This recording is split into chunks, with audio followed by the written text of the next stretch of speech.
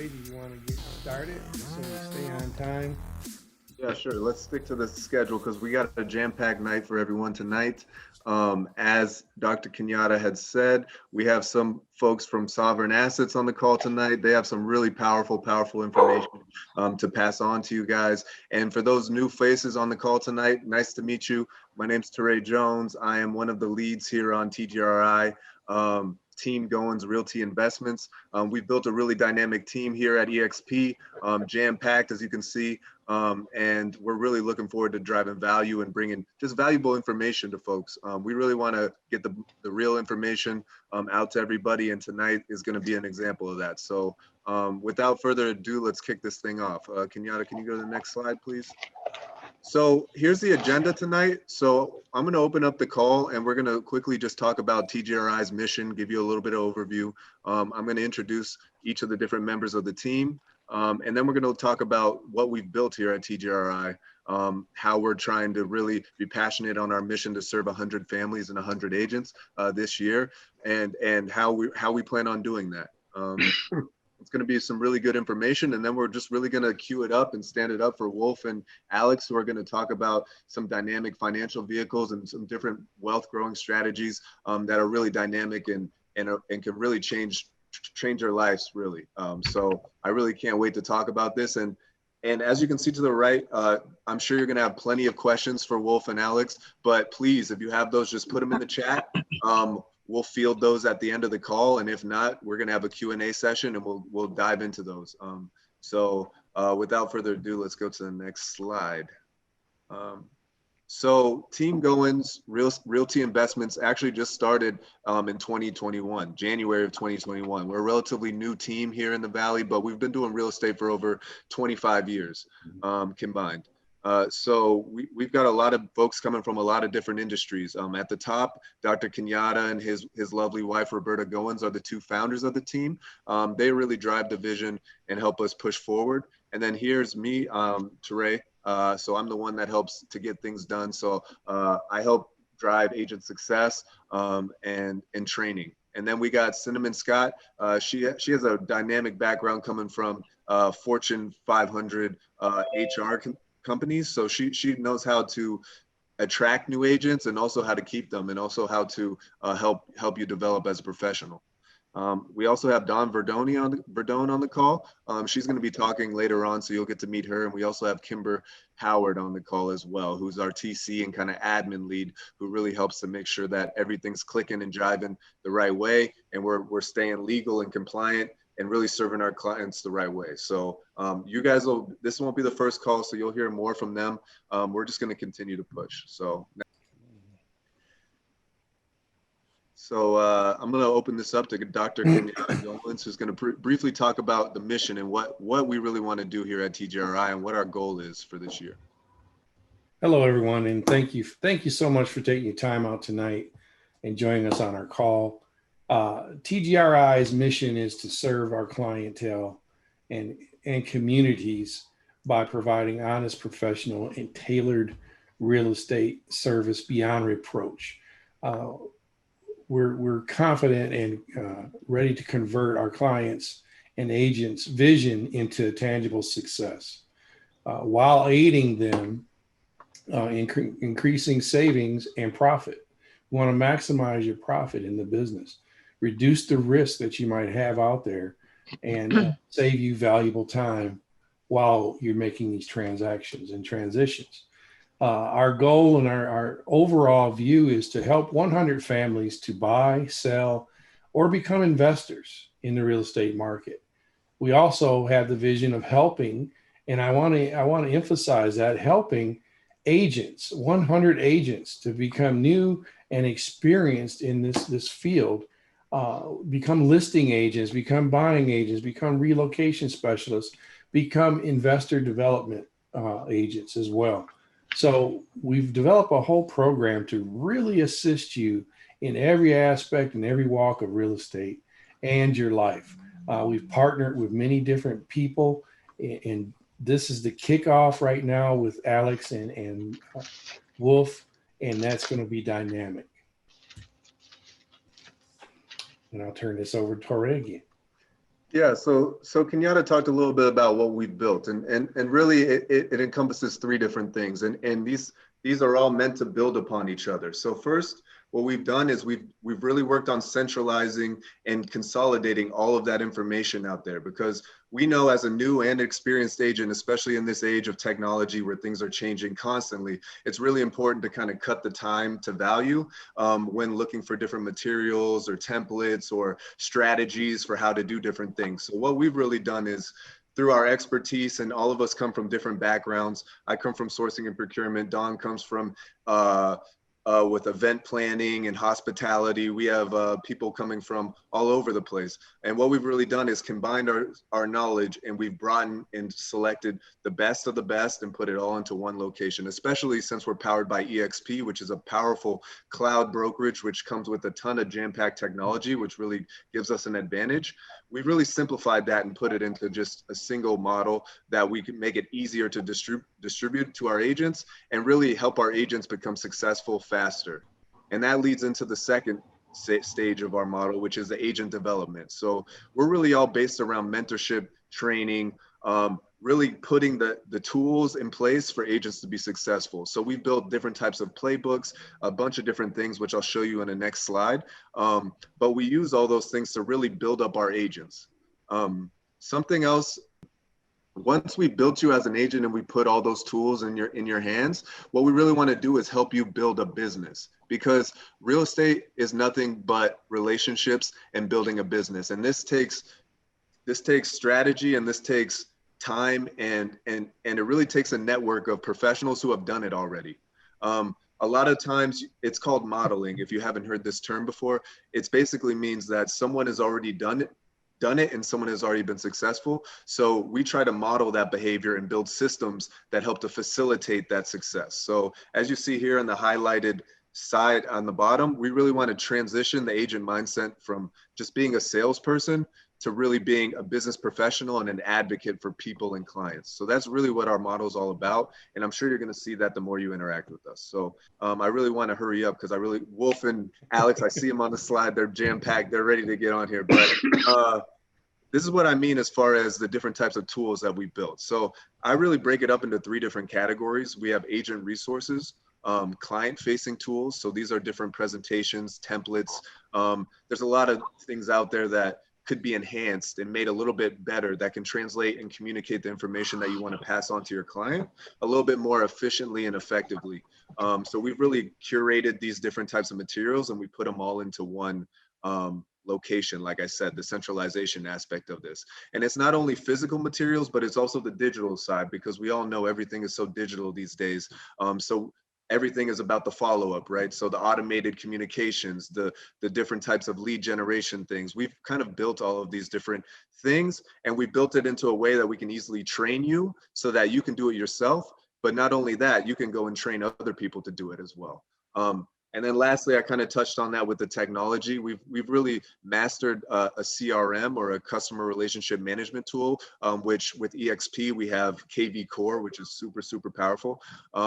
We've really kind of figured out the best practices in there and really fine-tuned that. And we've set that up directly for our agents. And they'll get more into this later, but let's go to the next slide. So Don, you got to get on. Thanks, Trey. Hi, everyone. Again, I'll go kind of quick too, so that we can get moving with our guest speakers, who are awesome. Really excited to learn from them tonight. Like Trey mentioned, I have a rich background in hospitality and event planning. So I am going to be your communications person. You're going to be getting a lot of emails from me, updates, invites, et cetera, et cetera. So with that being said, we have a few different types of ways that we're going to be communicating and having events, virtual and in person. In person, I'm excited about, because I've been on lockdown like the rest of you, but really locked down because my career and my passion has been on lockdown for the last year, with no events allowed. So I'm excited to get those started. Virtual, we're going to be having a call just like this once a month. It will be the first Thursday of every month. I know it's the third Thursday of this month, but starting in July will be the first Thursday. So plan on getting some communication from me on that, and updates, invites, etc. We're also going to have an internal call. So those are going to be for our team members and our subscribers.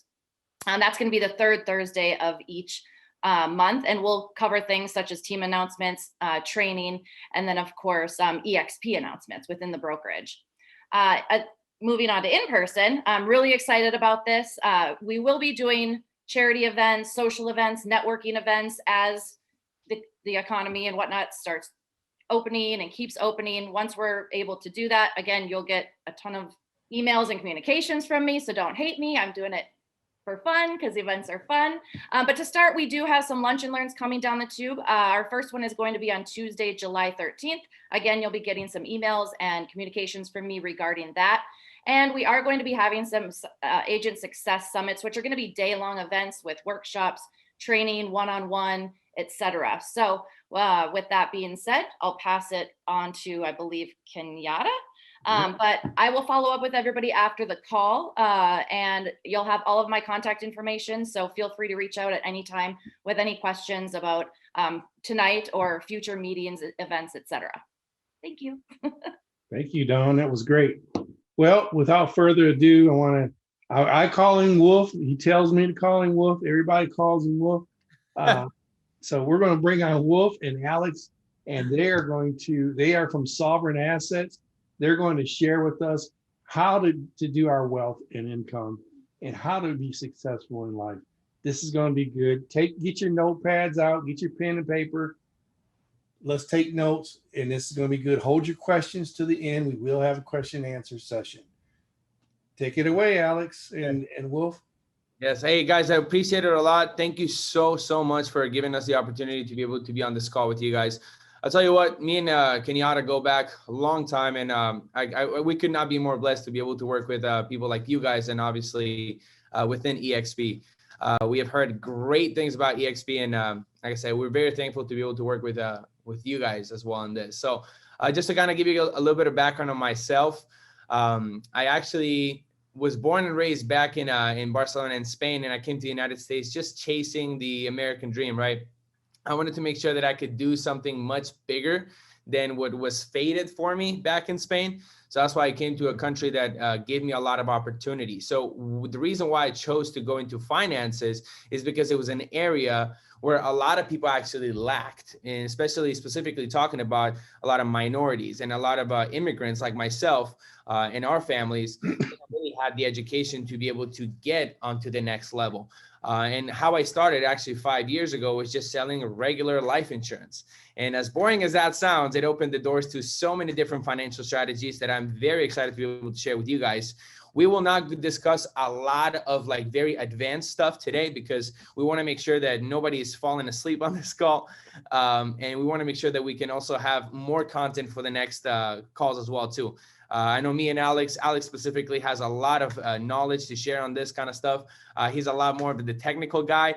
I'm more of like the guy that likes stories, but you guys are going to learn a lot from Alex as well too.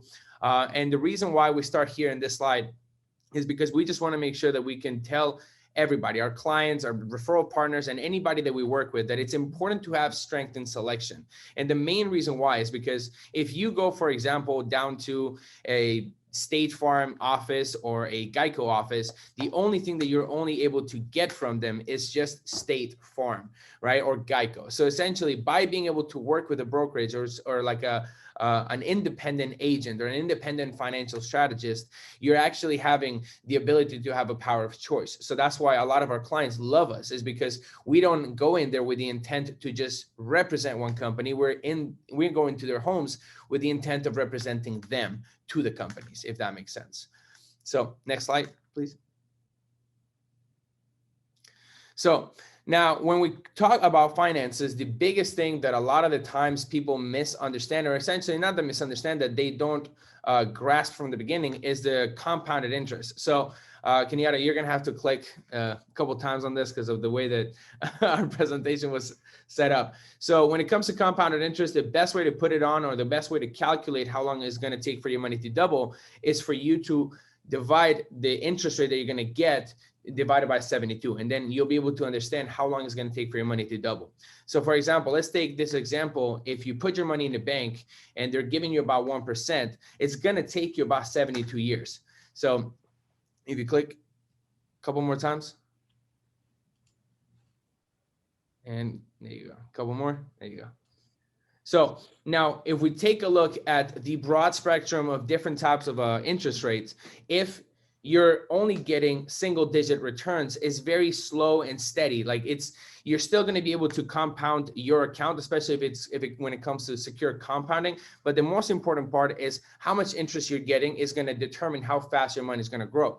So for example, if we're taking let's just say 10,000, instead of putting it into a bank account, you go ahead and open, for example, a high yield interest account, like 6 to 12%, you'll start to notice that that same $10,000 is going to double a whole lot faster. So for example, if you think about how credit cards work or personal loans work, and that interest that they're charging you, that's going to determine how fast the money that they loaned you is going to double on their end.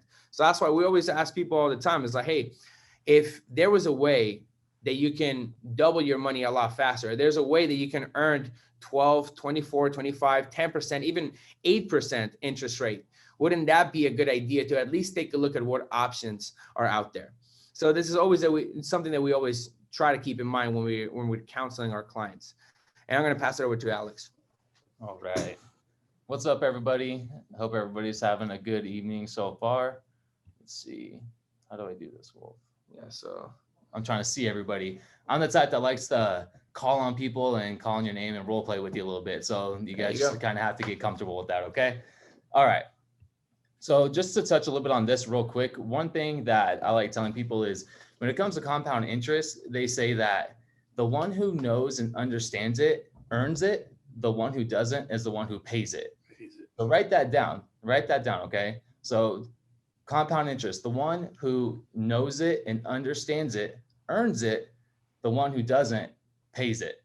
So think about it. That's why a lot of people are in tons and tons of credit card debt, right?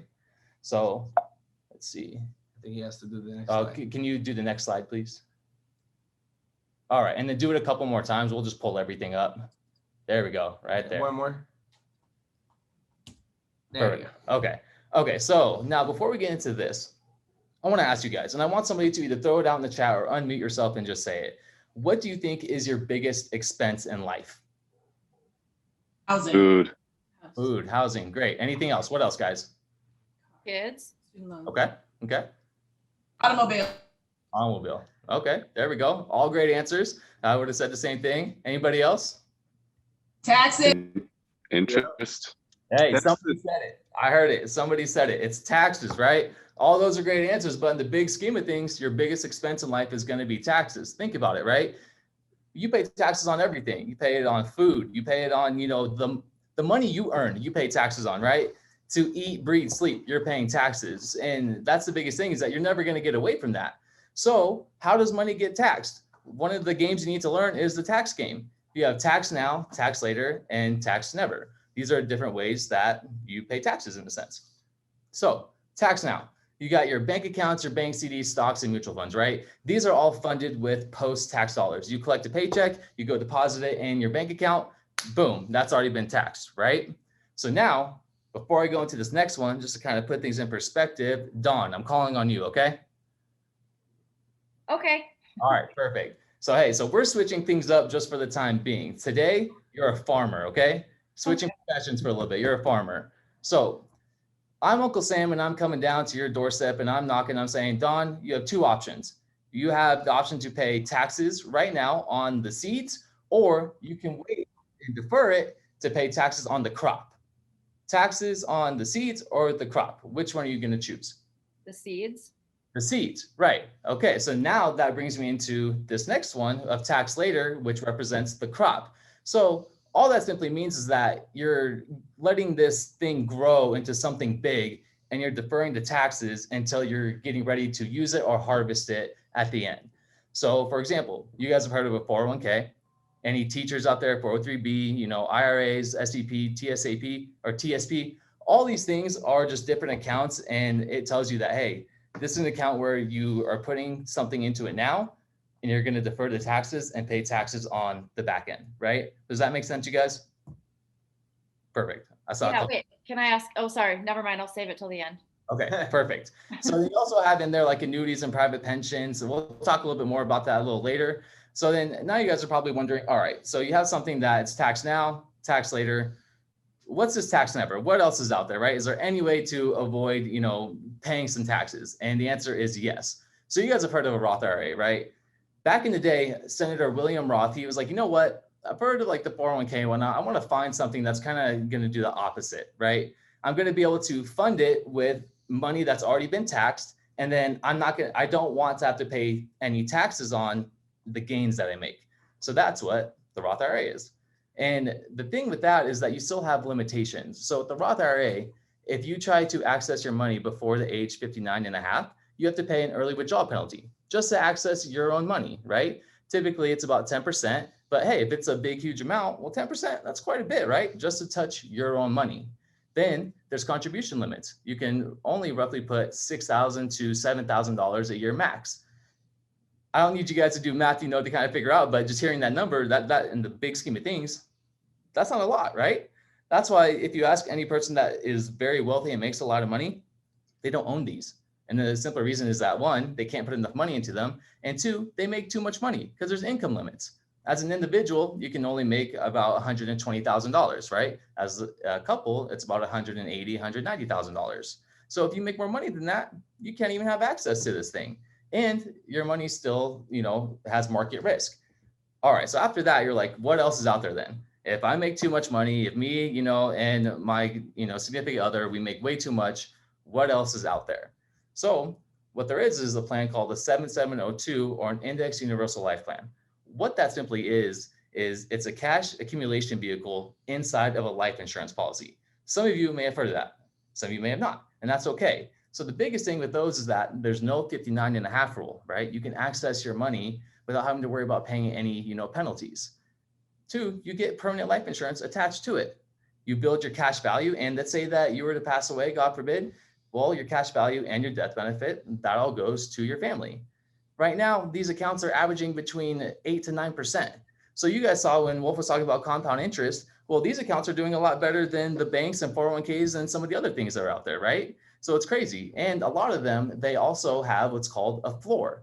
So what happens when somebody just say it out loud, right? So what happens if in your 401k or any account that is within the S&P 500, what happens if the market drops? It tanks. Tanks, right? What happens to your money? You lose money, right? Okay. So with the floors in these accounts, basically what it is it's protecting you from that market loss. So if the market drops down, you're protected at a floor. Some of them are 0%, some are 0.75%. Does that make sense? Okay. And then can we go to the next one, please? And Alex, I think that's worth explaining it. The floor means that that's a maximum that you would lose from that account. Is that correct? No. So the floor basically, so let's say the floor is 0%, right? And let's say that your money, it's in the market, right? And it does negative 20%. Well, that product, that strategy, right? It has a 0% floor, so you can't lose money. So that's what that means. Yeah. All right. So of your 10,000, if it went down, if that went down 20%, you're still at 10,000? Correct. All right. Sounds great. We'll talk more about that a little later. Can we hit a couple? Yeah, sorry. Save all the questions for the end. I apologize. I just got excited for a second. All good. My fault. All right. I like the questions already. We'll keep them coming at the end. So now kind of talking about those things, this is just kind of showing you how like different ways your money can grow, right? So you have the first one, which is fixed. It looks, very slow. Typically it's like a low interest rate, it can be guaranteed, but it's very low and it kind of just, cruises along as time goes on. Then you have a variable account, right? That's how your money grows. That's like a 401k. So you're going up when the market's going up. When the market's going down, you're going down. Kind of like a roller coaster going everywhere, right? Make you do the hokey pokey and turn yourself around. Then you got an index account. So with that, it kind of looks like a staircase, right? What are you doing? You're going up, locking in your gains, and then boom, same thing. Next year, boom, same thing. So all you can do is kind of go up, up, and up and never come back down. So then just thinking in your guys' head, looking at this, how would you want your money to go? Would you want it to be fixed, grow at a variable kind of way, or an indexed way? Indexed. Indexed, right. Perfect. And now I'm sure some of you guys are avid investors and whatnot. So it's always good to, have a diversified portfolio. But the biggest thing is just understanding where your money is and how it's growing. Because if you don't know that, then you're just blindly putting your money into something and sitting back. And we don't want to do that, right? So now I'm going to pass it back over to Wolf and continue going over a few things with you guys. All right. Okay. So let's see. So Kenyatta, would you mind passing the next one? All right. So now here, this is actually one of my most favorite slides of our presentation, because here kind of shows a direct comparison. If you would have had your money into the S&P 500 index fund that gave you dividends, whereas if you would have had it into a index universal life, or I like to call them a secure compounded account. If any of you guys follow me on Instagram or want to follow me later on Instagram, you'll be able to see me that I always talk about secure compounded accounts. Excuse me. So, but here you'll be able to see a direct correlation on how index accounts perform. Even if some of them are capped, you're still going to be able to outperform most investments out there, simply because of the fact that you're not going to lose any money. So reason why we picked the S&P 500 is because everybody knows Warren Buffett. He's actually one of the most smartest investors out there. And he did say that the S&P 500 will beat any mutual fund out there. And, you know, most 401ks and IRAs are comprised of mutual funds. So I wanted to pick one of the best performing index funds out there. So that's why I chose the S&P 500. So now if you click again, Kenyatta, you'll be able to see the comparison. So let's break this down, okay? If you were to start in 2000, the year 2000, this is the past 20 years, because it's very simple and very easy for somebody to sell you on how well a product or an investment performs in the best years, whereas how that product performs in the worst years of financial economy.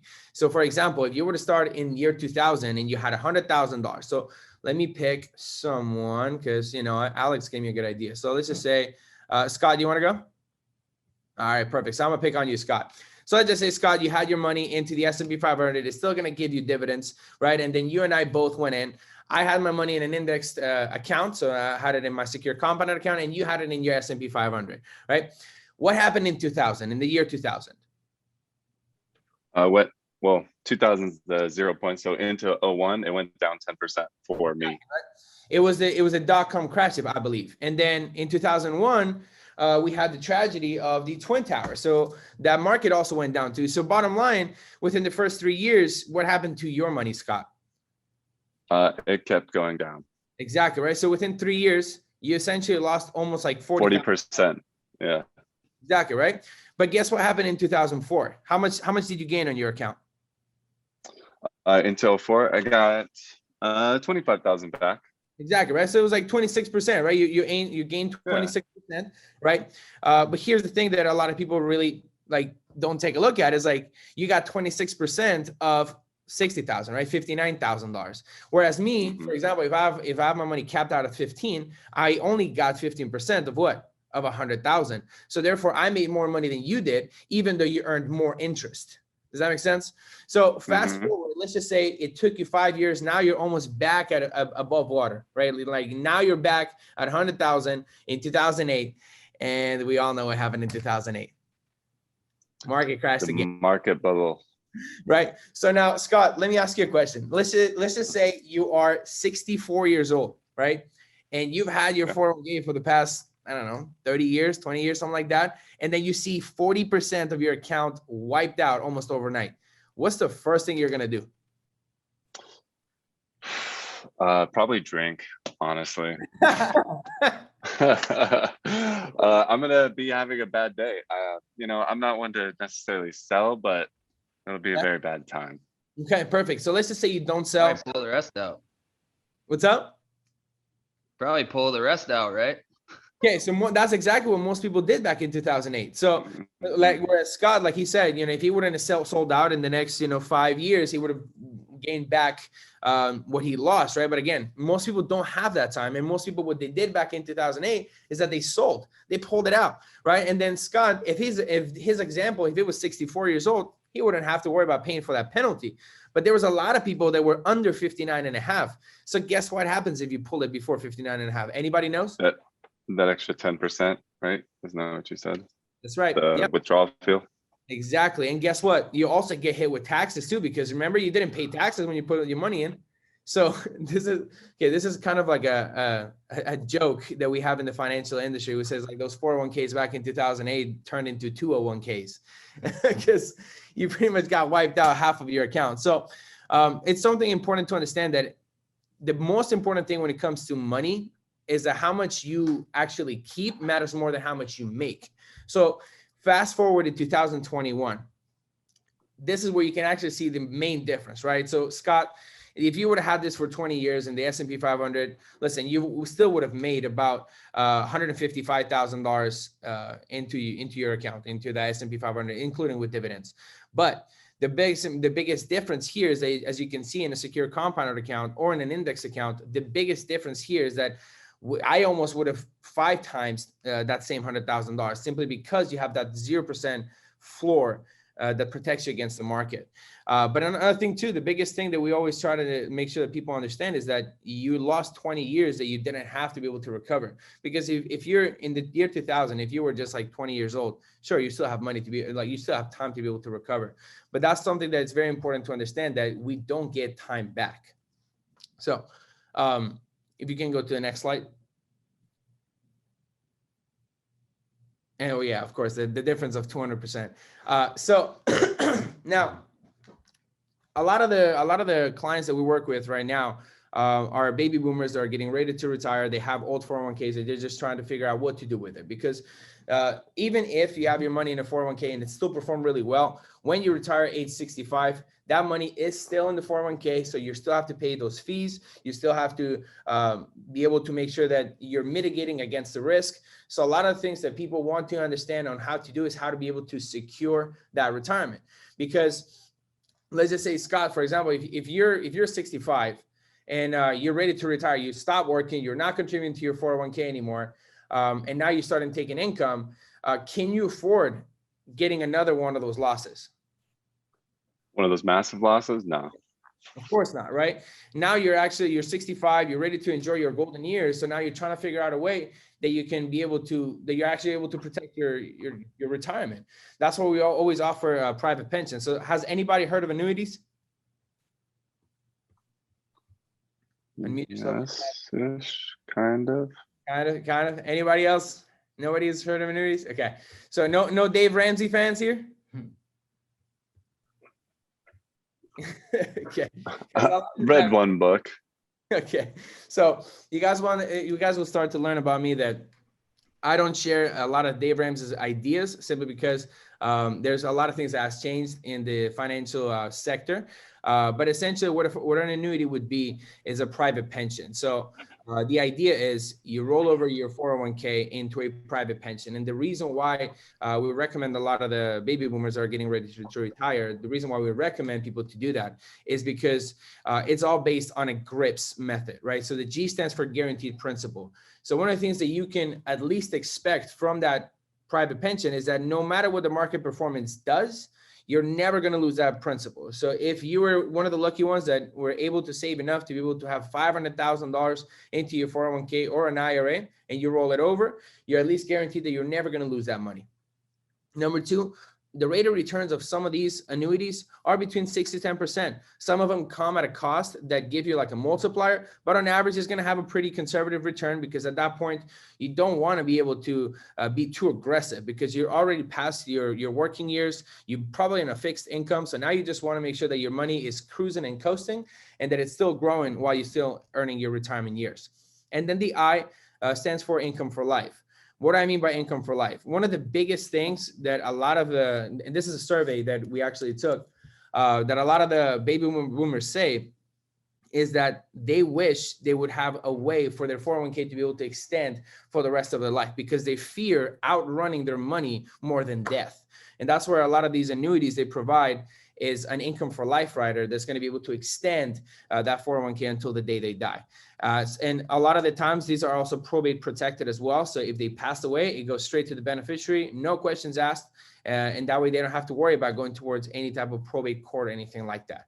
And then lastly, with S, this is something that a lot of our clients do enjoy because they do give them a sign-on bonus, right? So a lot of the companies, they just want to be able to increase their book of business because it gives them a lot more, control or a lot more assets under management. So what they do is they usually provide sign-on bonuses.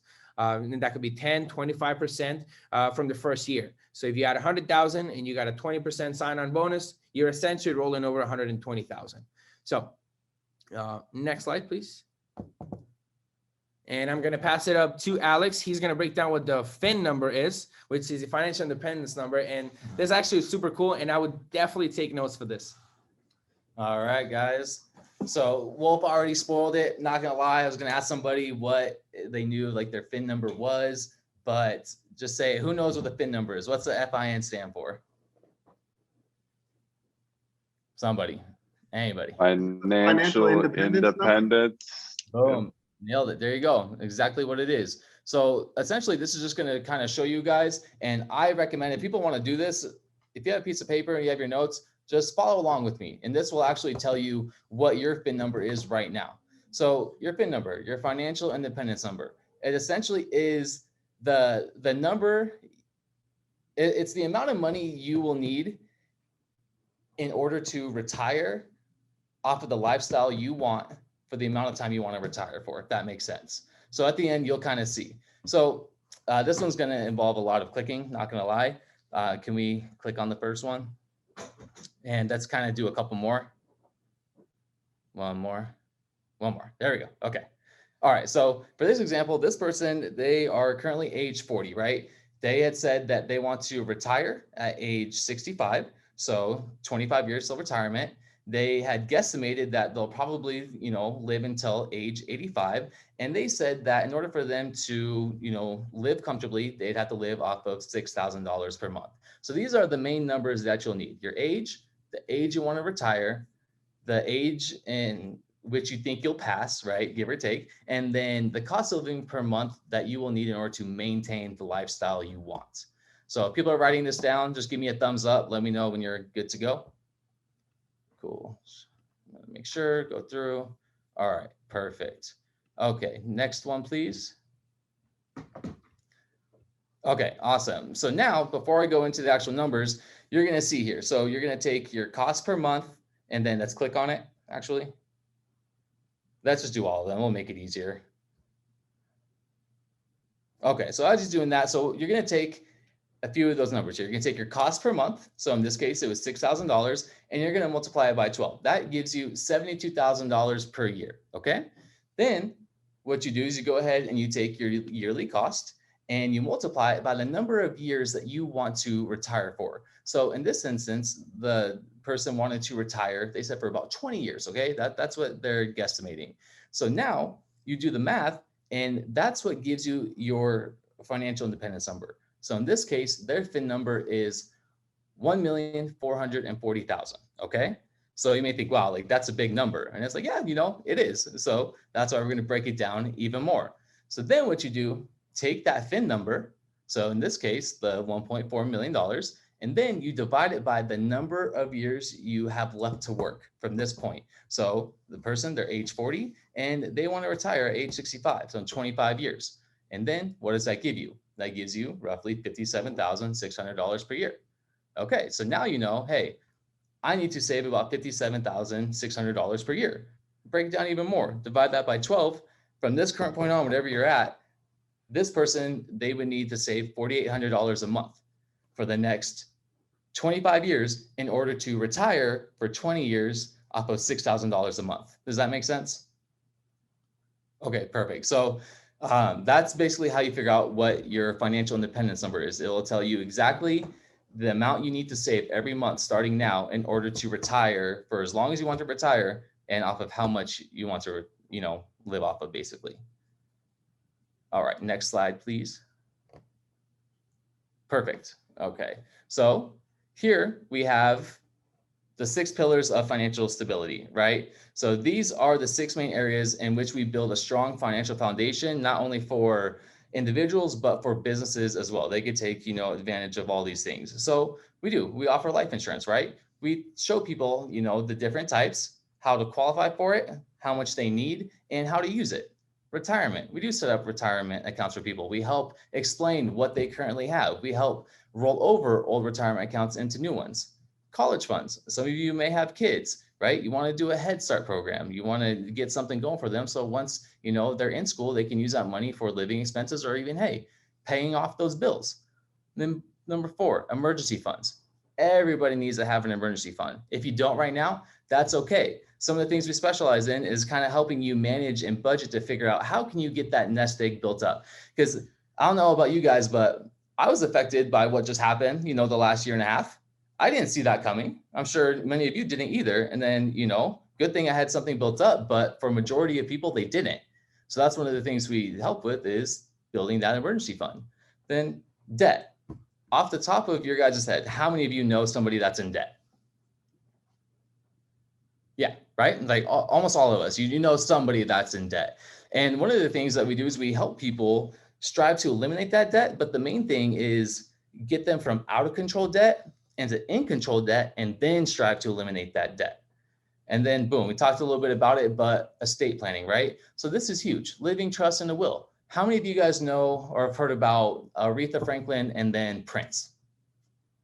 You guys heard of them? Okay, perfect. So I'll give both examples. So for Prince, he didn't leave his estate to anybody, right? He didn't leave any money to anybody. So once he passed away, what happened automatically? His estate went straight to the courts. Now he has, family popping out of nowhere, cousins, so-called, family saying like, hey, I get a partial share of that. Hey, that's my rights. Like, that's my money. And it's because he didn't leave it to anybody. And then 2, with Aretha Franklin, she has children. She has a kid, right? Well, she didn't leave her money to anybody. So now her kid doesn't have access to that and has to go through the courts and try to fight for what was left for her, all simply because there was no estate planning.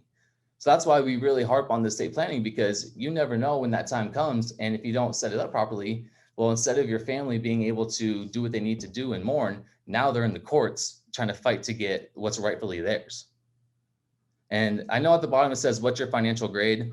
One of the things that we do for people is go over these things, and then we do figure out what their financial grade is. Obviously, we're not going to do that for each individual, just given time and everything. So if you guys do want to figure out, hey, what is your financial grade and what's it look like? Go ahead and fill out the feedback sheet that is going to be sent to you guys and let us know. And we can set up an individual time to kind of go over this with you guys.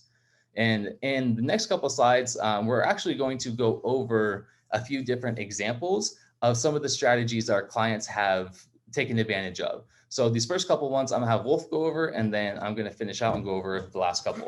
So here we go. All right. So now, before I actually get started with this, the reason why we're essentially breaking down how we help people is because as you guys are in real estate, you guys do see a lot of homeowners all the time, and this is something that you guys can actually leverage to be able to help them out, also, and give them the full package to be able to make sure that you give them that the full service experience. That not only that they're buying a home from you guys, but they're also getting their mortgage protection, their kids' college funds, and if they have any type of retirement plans, that you guys can also help them as well too.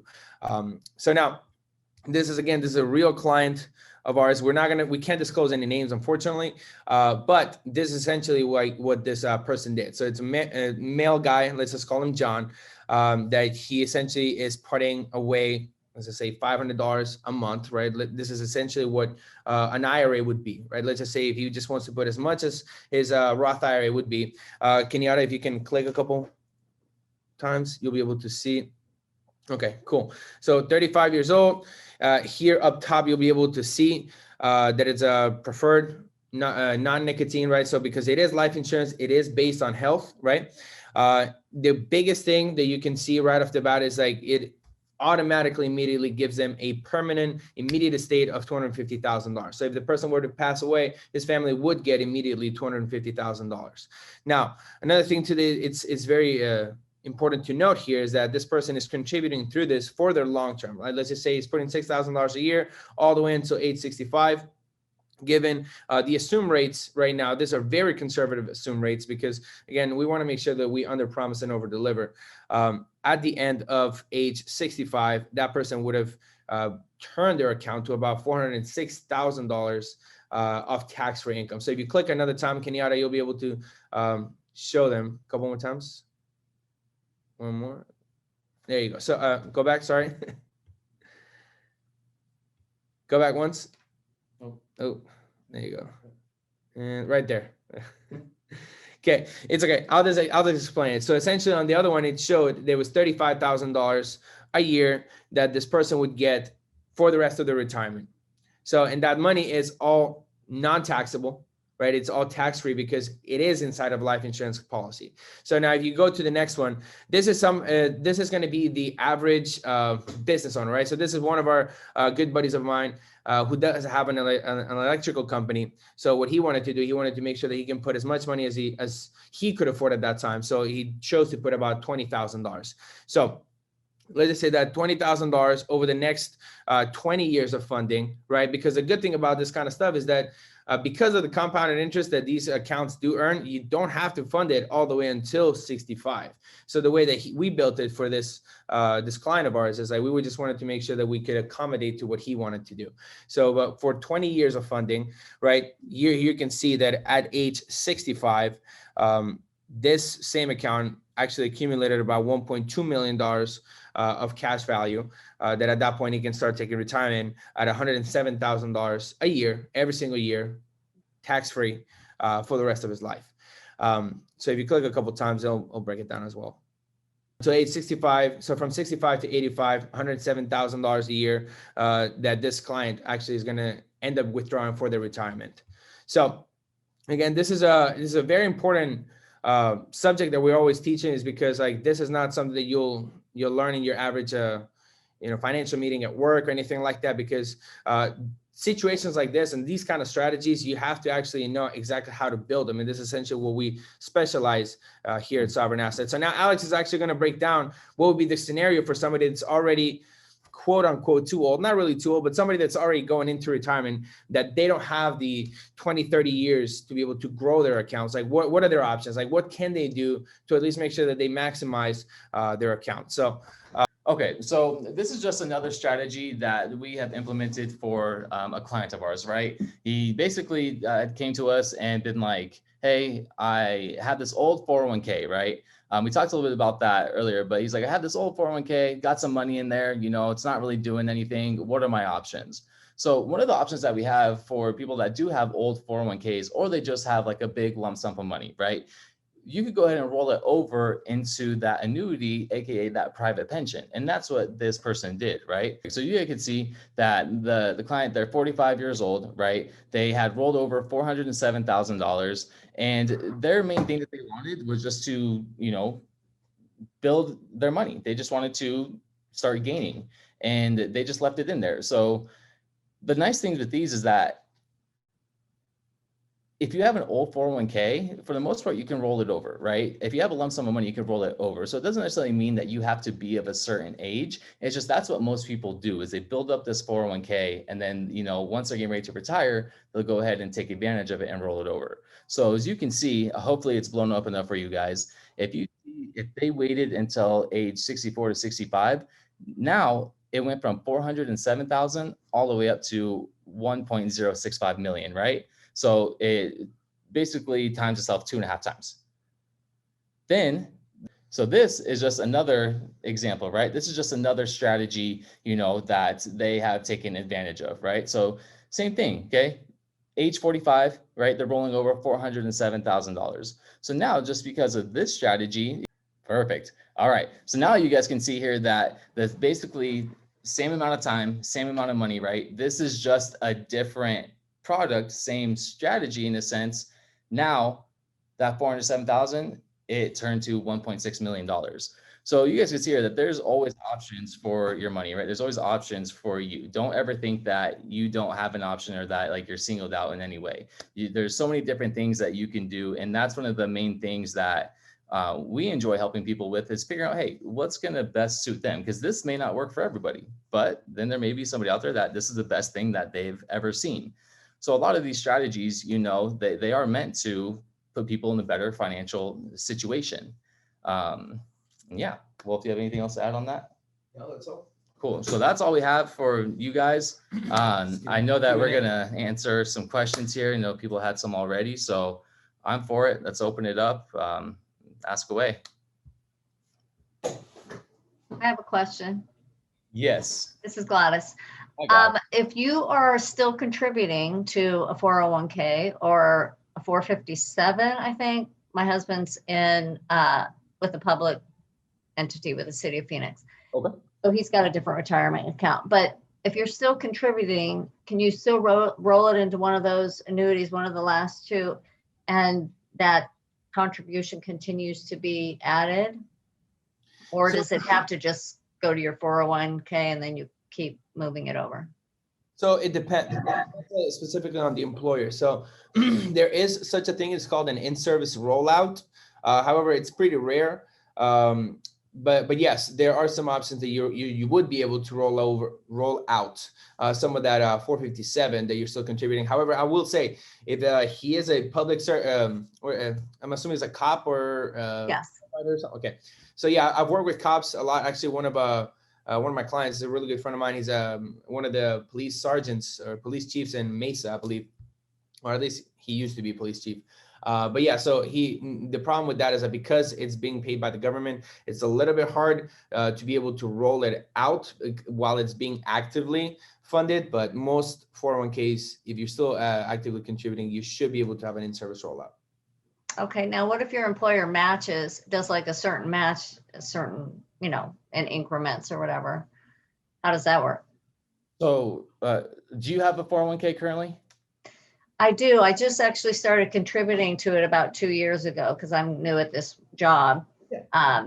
I've been self-employed prior to that. So Okay. I don't want to take up all the time. Maybe I can talk with you later, but Yeah, definitely. So basically what will happen is, like, let's say that you're putting in 6%, right? And your employer only matches 3%. Well, yeah. So they're matching you up to 3%. So in that sense, like, I don't recommend doing more than that because, that you could put that in something else. But it sounds like your employer, like, they are matching you up to a certain percent. And all that means is that, hey, if at the end of the year, you end up putting in $5,000, well, then they go ahead and they match that, Does that answer your question a little bit?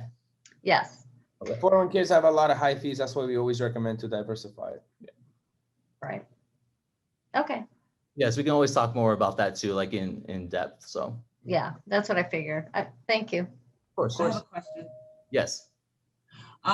Earlier in your presentation, you had a slide that showed SEP accounts for self-employed people. Can you just give us a high level of what that is? I saw that SEP dash self-employed. Is that an actual account or what was that? So an SEP is essentially it's very similar to what an IRA would be. Again, it's like an individual retirement account. So we don't work a lot with SEPs, but we just know that they're still tax deferred accounts. They're kind of like defined benefit plans. So again, you're still deferring your taxes until you're ready to take retirement accounts. So it's mainly just for business owners as well too, that they have like either employees or and they have to provide some type of a retirement plan. So. Got it.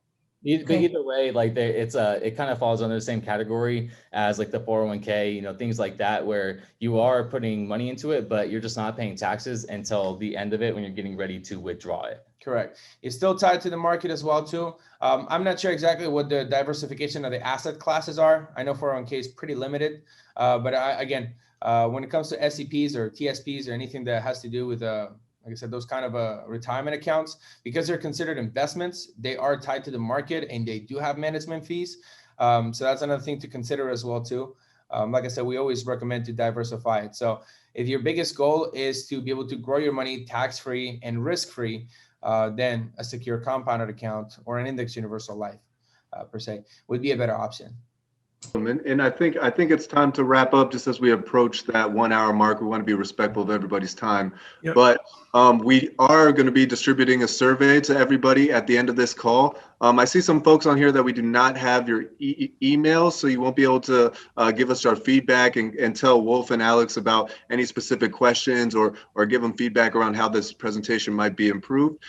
So if you can, please, everyone, please put your email into the chat box.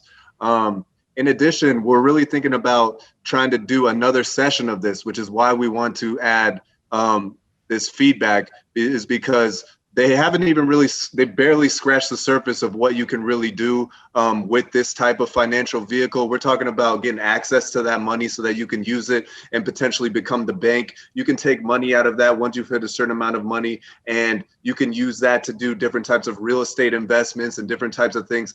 I'm just barely touching into it, and I don't do it justice, but Wulf and Alex, we really plan on bringing them back again, but we really want to hear your feedback. So please, I will be sending out this distribution at the end of the call. So this is very surface level because it takes too long. We want to be respectful of everybody's time. Yep. And then if we can just continue. And as I had said, this is going to be, we're going to bring on dynamic guests like Wulf and Alex onto these calls, but we're also going to bring in some top level folks at EXP. And as part of that, Kenyatta's got a crazy network that I can't even start to dig into, but go ahead and play this video real quick and just show an example. I'm here with Gene Frederick, the man himself, EXP. He's going to be coming on one of our calls, Team Goins. We're going to have the man. I'll let you talk to him. Hey guys, make sure you get on that call with me. I can't wait to be with you. We're going to rock it. I mean, we're having fun in 21. What about 22, 23, 24? Guys, get on board. Be on the call with us. I can't wait to be with you guys. Thanks for watching, guys. I'm Kenyatta Goins. We're going to do big things. That's right. Team Goins right here. Join us on Team Fred. Take care, guys.